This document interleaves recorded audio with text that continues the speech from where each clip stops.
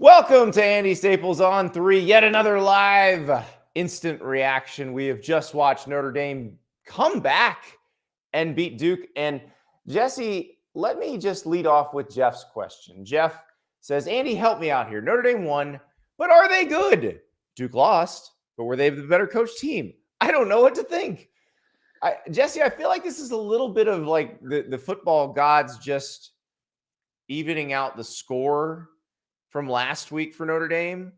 And then you got Sam Hartman getting that first down where last week he didn't get the first down. I mean, I think this was a game where, it looked like Notre Dame was going to let Ohio State beat them twice, which is what happened to Marcus Freeman a year ago. You lose to Ohio State, you then lose to Marshall. They didn't, though. I mean, that was a hell of just a remarkable, 90 some odd yard drive. The 4th and 16, Duke's blitzing the house at Sam Hartman on all these plays. Then they decide to drop 8. He has this delayed scramble. Estime scores the touchdown. You had the funny tweet about, the Notre Dame backers. I was on that 5.5. That was one of my best bets. When Marcus Freeman put up 2 fingers, you're like, I get the math on this, dude, but exactly. There's a bunch of people puckered up right now. But I love it. So, cash me winner on that one. But I mean, I did think that I kind of thought in this game, honestly, yes, Mike Elko, I think is a fantastic coach. I've bandied his name about to be, maybe the top candidate for Michigan State. Mm-hmm. There was some, or any other good job that's open, or any other good job, hottest candidate on the market. Yeah. But I kind of thought some of his decisions turtled up a little bit. Hell of a punt by Riley Leonard. Mm-hmm. But you could go for the jugular there. You're at home, 4th and 6. That's a manageable conversion. You punt the ball there, and then to play safe on defense on 4th and 16. Both moves backfired. They made him go over 90 yards. Now, granted, they could have kicked a field goal and won. But right. I don't have a problem with the pooch there that gets him pinned inside the 10. I hope Riley Leonard's going to be okay. It didn't look like he's going to be okay. That looked real bad at the end with his ankle. Yeah. But, man. Not great. It was a very well – like, Duke played the game they had to play to be in it. Neither team was great at finishing drives. Both teams need to kick better. Let's be real about that. Like, Notre Dame, remember, last week, if they'd kicked better, they'd have won that game. Ohio State would have been in a very different position at the end of the game. They also would have been in a better position or would have won the game outright if they had receivers that could more often win one-on-one battles. Mm-hmm. They finally got some of that late tonight, but it was a struggle for much of the first 3 quarters where their receivers just could not get open against Al Blades and Duke's corners. Duke's corners are very good. Al Blades, Miles Jones, the Texas A&M transfer. A&M transfer. Yeah. They've done a great job. And that's what we had Tom Luganville on the show, who had been the sideline guy for Duke Clemson. And he said, when you looked out there, they looked like equals, Duke and Clemson did. So this is not like a cute little story. Like, Duke is good. They are good top to bottom. And we'll see what happens. I'm assuming it'll be with a backup quarterback going forward. But, like, it doesn't get any easier for Notre Dame, by the way. They got to play Louisville next week. Yeah. On the road, 5-0, the 5-0 Cards, who, they lost some of their best players on defense to the NFL and Yaya, and then the transfer portal. The one kid goes to Ole Miss, the linebacker. But they seem to be, pretty salty there defensively still. And Brom has that offense cooking. Now, they struggled on the road at NC State, but they found a way to make enough plays in the second half. Jack Plummer threw 5 touchdowns just a week ago. Jamari Trash has been one of my top 10 transfer portal players in the 2023 rankings each week. He leads the ACC in touchdowns, tied with Keon Coleman. So that's going to be a dogfight for the Irish coming off this tough road, weekend to then immediately turn around and say, you got to go to Louisville and face a team that's probably going to be ranked in the top 25 too. A little birdie told me that Jeff Brom might be on Tuesday's show. Just saying. We do this show there you go. Day during the week, Sunday night through Thursday night, 8 p.m. Eastern time on the On3 Sports YouTube channel. Just saying. Little birdie says Jeff Brom's going to be on Tuesday's show. So 5-0. The little birdie was a Cardinal, I bet. It was a Cardinal. It was a Cardinal. Yeah. So But Notre Dame but that point about Louisville actually drives home the point about Notre Dame that they are not out of the playoff race because they lost to Ohio State. If they win out, they're going to get in. Now that's a big if because they got Louisville, they got USC, they got Clemson. Like it doesn't get easier. They still have to keep winning. Can I push back on that though? What if? Yeah. Because I had this question in my mailbag. On Wednesday, and I actually said, I think if Notre Dame goes 11-1, I don't think they'll get in because I think they'll get squeezed out to an 11-1 Ohio State or to a Big Ten runner-up. To an Ohio State that loses to Michigan. Okay, yes, I got you. Yes, and so I just think that, when push comes to shove, this is maybe a rare year because of the 14 playoff and because, as we mentioned earlier, there's no number one, no consensus number one. If we do have some chaos, I could see this actually being a year where Notre Dame gets penalized for not playing in a conference championship game. Whether there is a 12-1 Pac, 12 champ, or if an 11-1 Ohio State is on the outside looking in, they're going to have that trump card over the Irish. So we shall see. Lots of ball to be played. I was going to say the Irish, but here's an interesting thing. As you were saying that, if Ohio State wins the Big Ten, and let's say Michigan's 11-1 or Penn State's 11-1, the games against Ohio State will then be compared. The Notre Dame game and the whoever is 11-1 who lost to Ohio State. And if it didn't come down in the final play, Notre Dame has the edge on that. For sure. At the same time, I would push back and say, we talked about USC Swiss cheese defense. What if they lose a couple times, including the Notre Dame? Matter as much. That win doesn't become as equitable. So lots of ball to be played. I do think we both believe that the Irish are a legitimate contender. And now it just is, how's the rest of the schedule going to play out? Yeah, Stephen Lenore in the chat, good point. Rushing 3 on 4th down was dumb. Same thing Indy did last week against Ohio State. Keep the pressure up. Losses on the defensive coordinator. This is a good point because they were bringing pressure.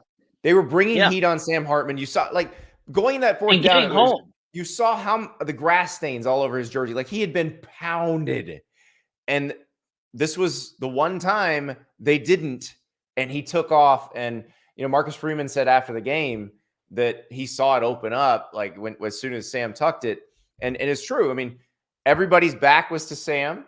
That gave him a shot. I think he ended up having to kind of dodge one tackler there at the very end, but that little duck delay seemed to kind of honestly gain him an extra 3 or 4 yards because I think you still had some Duke defenders backpedaling there. Because, again, they were in that drop 8 coverage. Yeah, that's why I thought it was just kind of some strange decisions. But the pooch punt worked, in a vacuum, backing them up. But going conservative there a little bit, I think that's playing not to lose. And then, obviously, dropping 8 on 4th and 16. That did not end up turning out well. I think we got to talk LSU. Yeah, let's do that. That's the next one I want to talk about. That was tremendous. 55-49. A game that included more than 1,300 offensive yards. There were 2 stops back to back in the 4th quarter, and you're like, "Oh my God, this is incredible!" Because probably nobody's getting another stop, and it turned out Ole Miss did get one more stop, and it proved to be the difference. I mean, it's not too often you can have a quarterback have over 500 total yards. Have an offense that has 10 plays over 20 yards and lose the game because your defense allows over 700 yards and just showcases a complete inability to cover or tackle. I'm confused, Andy. I got to say this. I'm someone that, and you and I have talked to people throughout, there's a lot of folks that are very high on Matt House, and he does have a strong reputation. Did it in the NFL with the Kansas City Chiefs, comes back to college. But it just ain't been it at LSU the last 2 years. They got to the SEC championship game last year, mainly through that offense. Harold Perkins had his, heroics at times. But this year, they have just been awful defensively, whether it's scheme, whether it's production. And this was just enough. I mean, this is now 3 times this season. It happened in the second half against Florida State, last weekend against Arkansas, and then today against, Ole Miss was just the nadir. The Rebels get, for the first time ever, I think I saw, I think it's like 300 yards passing and rushing in the same game. Yeah. I mean, just absurdly bad. I mean, this is a defense that has 4 or 5 stars everywhere. It's just bad. Except they don't in the secondary, and that's the problem. The secondary is not good personnel-wise compared to what LSU usually has, and it just drags them down. It's the same. Like, they were trying to cover Johnny Wilson and Keon Coleman, and they couldn't, and then eventually they wore out. They wore out all night. I mean, they were worn out by halftime in this game, as was Ole Miss's defense. But anytime they play a team that either has dynamic receivers or is capable of getting the ball to playmakers in space and forcing LSU's secondary to tackle, they're going to give up a ton of yards and a ton of points. Optional. Yeah, optional. Yeah. I mean, Quinshon Judkins entered this game. I know he's been beat up all season, but he entered this game with like around 195 yards rushing all season, and he almost had that tonight by him, alone.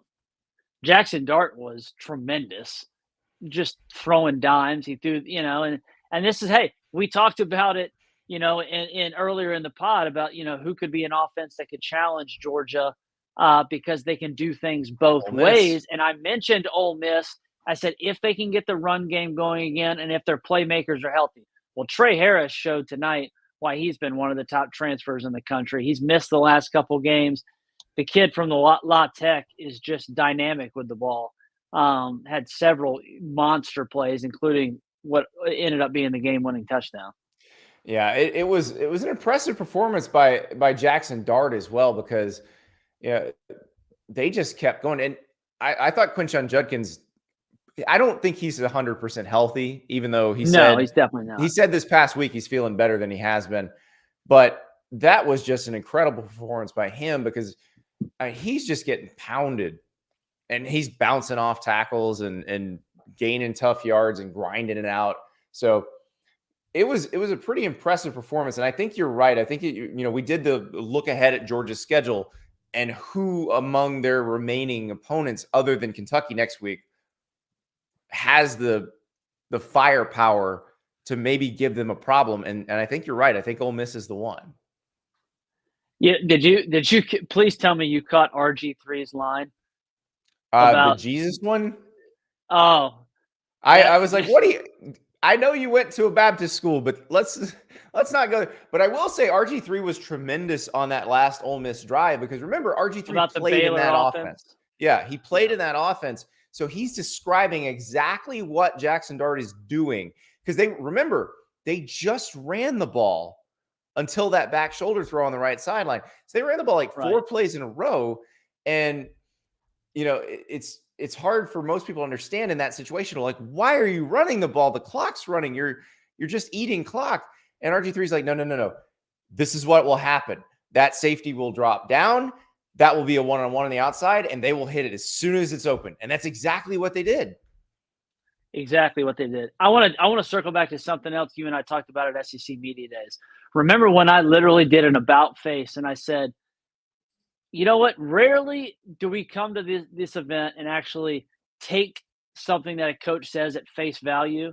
There's so much just BS speak and just, gobbledygook that's just kind of, oozed out there. But Brian Kelly literally kind of puffing his chest all off season about beating Alabama and then suddenly tapping the brakes when LSU seems to have a lot of momentum or a lot of juice being, thrown their way, hype about, this is going to be a year that you guys could be a title team, SEC champs, et cetera, and him basically walking back some of those things and being like, well, I'm not sure that our team has the depth. I don't know if we're quite as talented. We're not on the level. And I told you, I said on a podcast with you, I said, I'm picking Alabama now. Like that's enough for me. I just like the fact that the head coach literally is coming out and trying to, tamper expectations when everyone knows he went to Baton Rouge for the sole reason to win a national championship was concerning going into this season. And now we're not even out of September and they've lost 2 games. And now you know why he was doing that, though. But you understand why. I'm not saying it's false. I'm actually I'm actually lending credence to the fact that it's the first time that or not the first time, but it's one of these rare instances at those media days where you get some honesty and candor from coaches that proves true. And he was right that this team they don't have the depth, they don't have the high end talent, as you mentioned in the secondary. Some of those transfers may have been, blue chip players, but they're certainly not playing up to those recruiting rankings right now. And, when Harold Perkins has basically been MIA because at this point they might as well play him at cornerback. I don't you've tried him at every other spot without, Well, I don't even know what he they're had a doing. he had a really good couple weeks in a row against Mississippi State and Arkansas. And and this time nobody did anything on defense. I don't know that Harold Perkins could have done much in the position he's in because Ole Miss they're just going to run when they think he's going to have a chance to sack somebody. Yeah. I mean, It's just to have a defense with Mekhi Wingo, Mason Smith, Perkins, some of these other guys, and give up 700 yards. 700. I mean, it is wild. And by the way, right now, and I was hoping this would time out like this. I was hoping we time out to get hopefully the end of the West Virginia TCU game on the show. Neil Brown, baby. Yeah, now they're doing a review, but it's 4th and 11 because West Virginia just sacked Chandler Morris, and now they're going to review whether it was a sack or not. But they're trying to figure out if they're going to kick a field goal or what with this last gasp effort for TCU. But West Virginia is up 24-21. Neil Brown he said they wouldn't finish last in the Big 12. If they win this one, I'd say they definitely aren't. So at this point, he's going to get an extension. It's crazy, and they're fun to watch. They're feisty, man. That defense has been really good in the second half. This is going to take a minute, so let's talk about another game real quick. Let's talk about Michigan State, Iowa. Speaking of defenses, Cade McNamara goes down. Deacon Hill comes in for Iowa. Michigan State actually scored a few points in this game. Did not expect that to happen. I thought Michigan State was going to win this game, and then you get the Cooper DeJean punt return at the end that just seals it for the Hawkeyes, and they hit an over. And the drive for 325. Now they're still behind the pace, still 14 points off the pace, but they did get a W. For all the talk about Travis Hunter being a two-way star, and there was this new kid at the 5-star that committed that wants to be a two-way star at Texas A&M next season. 5-star, I forget the kid's name. Apologies, but all these people are wanting to be the next Champ Bailey or the next Charles Woodson. Why the hell doesn't Iowa play Cooper DeJean on offense? He scores more touchdowns than the receiver they have. He scores more touchdowns than all their guys a year ago. Yeah. He has another punt return for a 6. Just give the ball to the kid and let him do something. I mean, he's unbelievable with the ball in his hands. Yeah, I just think they are allergic to doing fun things on offense. They just can't do it. Clearly. They will break out in hives. Run Cooper DeJean on a jet sweep? What do you mean? How could we do that? Is that legal? We can't play him both ways, Andy. That we know that would cost us some NIL money. We are saving for Brian Ferentz's reclamation fund. It's just wild to me, but yeah, you're right. I mean, he is the best Iowa player with the ball in his hands. He's better than anyone on offense. Scored more touchdowns than all their receivers combined a year ago, and their pick 6 basically, or the punt return touchdown basically won them the game tonight. Make a package where he gets the ball in his hand on offense. You don't have to play him the way Colorado played Travis Hunter. And by the way, Travis Hunter got hurt playing offense. I get it. Right. I understand. But you don't have to play him that way exactly. He doesn't have to play every snap. But just imagine what you might be able to do. Just saying. But that was I felt bad for Michigan State because given everything that team has been through, they had a win. It felt like locked up, and then that punt return just poof. You know who's bad in the Big Ten, Andy?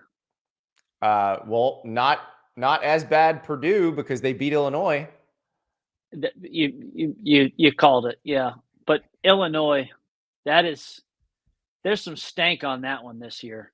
There's some stank on that one. I just assumed that Purdue was going to be the team that's in transition. They lost their coach. They lost a lot in the portal, and that was just going to be a tough one. But yeah, they housed Yeah. Fighting Illini. They made it look easy. I There mean, were some weird results. Bowling Green over Georgia Tech was a weird result. Oh, yeah. Yeah. I didn't see I mean, I can't speak to a second of that game. I have not, but I saw it come across the ticker and I was like, what? Here's I mean, another yeah. one. Virginia Tech gets off the schneid, beats Pittsburgh. Cash it. I bet that I took the Hokies in that spot. I mean, I think Pitt's terrible this year. Narduzzi, he's safe, obviously, there. But a terrible year to be terrible because he would be Michigan State's coach for sure if they were good. Yes. That is, A, picked a terrible year to be terrible to not be Michigan State's coach. B, West Virginia blocks the kick. Coordinator. West Neil Virginia Brown. blocks the kick. The Mountaineers are going to win. Wow. YOLO Brown, baby. YOLO Brown. 4-1. But their only loss is to Penn State on the road. where honestly, the box score, the end score looks worse than that game actually was. They were fairly feisty in that game for 2.5 quarters. Yeah. Yeah. And so they just don't have a quarterback. I mean, that's the problem. He's banged up. The backup's not any good. Garrett Green they're salty slander, defensively. Nico Marchio slander. I won't have it. They're 4-1, Jesse. A win's a win. How about me calling Oklahoma a paper tiger? It's 21-20 against Iowa State. It looks like it looks like what I'm saying is dead on. 50-20. Just get blitzkrieg for the rest of the game. I mean, Red River's going to be fun. Red River's going to be fun. Yes. While we're at it, let's talk about what we're looking forward to next week because Red River is the obvious highlight. It's the first time those teams are meeting undefeated since 2011. But Georgia, Kentucky is going to be a banger. Louisville, Notre Dame is going to be fantastic. How about Ohio State, Maryland? Yeah, Maryland. I don't know. I got to wrap up my predicting the AP poll top 25 after we wrap this later tonight. Still some games outstanding. I don't know if Maryland's going to get in. Kentucky is definitely going to be ranked. I think Louisville probably sneaks in there. Only a couple teams are exiting the rankings, so there's not going to be a ton of movement. But Maryland, I mean, they played Ohio State feisty a year ago for basically 55 minutes. And then the final score looked like it was 2 scores because JT had a pick 6. Maryland had the ball with a chance to win the game. Maryland had a ball with a chance to win the game. JT Tuilamoto gets a pick 6. Ransom Lathan had a great game in that game last year. He was huge in that game. The game you caught a pass in a year ago. Alabama A&M is going to be is going to be interesting. Yes.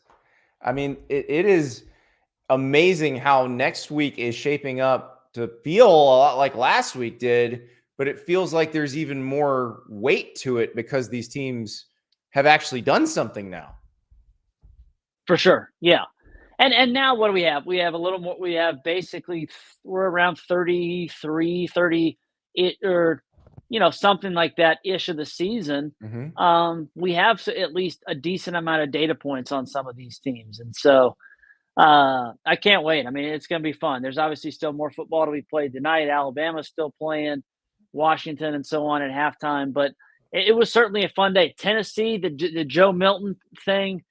It's a run team. The Vols are a run team. Right. When they can run the ball, they're good. When they can run the ball, they're going to win because they can play. They can play solid enough defensively. I have no idea what Dowell Loggins or Shane Beamer and South Carolina was doing at the end of the first half. That basically ended up probably squandering that game. Yeah. I mean, you have a chance to go into halftime, with a real shot still, and then you just give away a freebie touchdown. I think they still lose without it, but for those who didn't I agree. play, I agree. It's 3rd and 22. There are about 50 seconds left on right at 58. I think it's 58 seconds left on the clock. Something like that. Yeah. Tennessee has 1 timeout. So you run the ball. Tennessee will call that timeout, or the clock will run down to like 8 seconds before you punt the ball. Probably they're going to call timeout. They probably wouldn't have scored. It's a very different game at halftime at that point. Instead, they throw the pick 6. They get the ball back. they wind up punting because they threw a bunch of incomplete passes, and Tennessee still hadn't used the timeout. It was horrendous clock management. And this is after Tennessee committed. So not only did you give up a pick six, Tennessee then commits a celebration penalty. Right. So South Carolina thought they were going to have good field position. And they did. Did nothing. And they did nothing with it and still gave the ball back. It was just, that's another team that, that's another team I actually felt like, unlike Arkansas, as I kind of discussed earlier, that I felt like I did have a good read on, that I just thought that they were set for a regression season, even if they felt better. And I think, Rattler has been, as much as he's taken a beating, has been very impressive this season, but the rest of the team just doesn't have it. And they have a lot of tough games upcoming on the schedule. Yeah, Tennessee did a great job tonight they'd have a 3rd and 5 and they'd count the box and they'd hand off and just Jalen Wright or one of the other backs would just blast up the middle for like 8 yards every time. And it had to be frustrating for South Carolina. It had to just wear the defense out. And Tennessee looked like they were supposed to look. So, it's interesting because you saw them lose to Florida. You saw Florida lose to Kentucky. Transitive property doesn't always work out that way. Home field does matter still. But that's a big win for Tennessee. They needed that one badly because if they'd lost that game, the stuff in Knoxville gets loud. Not as loud as stuff in Gainesville, but it gets loud. Well, now they have their bye week, so they get to rest up a little bit. Cooper Mays, the guy who came back tonight, center, was certainly important for them. They've missed him sorely. He gets to rest up for a week. Then they go home versus A&M, which is going to be coming off whatever happens versus Bama next weekend. And then it's the 3rd Saturday in October against Alabama in Tuscaloosa. So they got a big next. Let me throw another couple weeks for the Vols. Another game for next week at you. Yeah, what you got? Noon Eastern, 11 a.m. local kick. LSU at Missouri. Brady Cook and Luther Burden against the LSU secondary.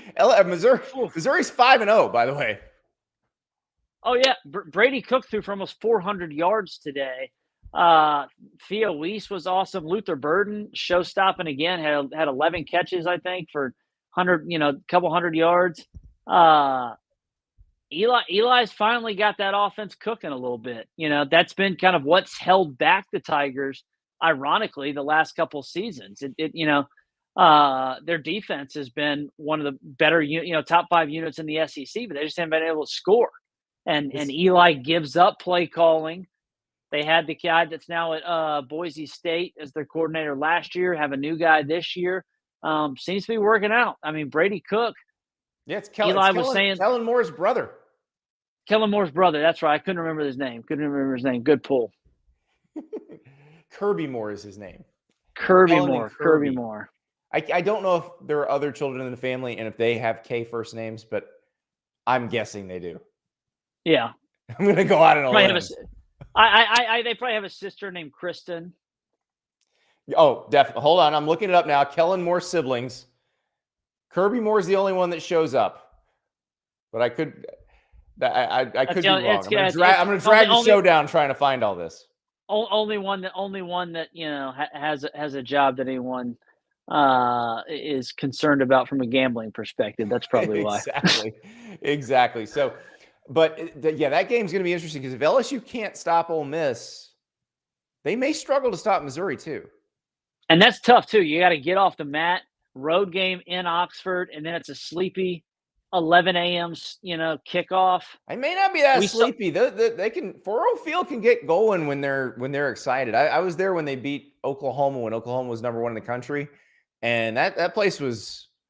Oh no, rocking. I've been to that stadium. I've been to that stadium many times. It's actually, honestly, I think the most miserable stadium to go to in late November when it's 18 degrees outside. Yes. But no, you're right. It can get rocking. I'm more saying a sleepy perspective from LSU coming off, a tough loss. And then now you're having to wake up, early kickoff. We know the offense is going to be there. But it's what can Matt House and this secondary and this defense do? We shall see. TBD. It should be fun. Well, this next week is going to be awesome. This Saturday was fun. There was a ton.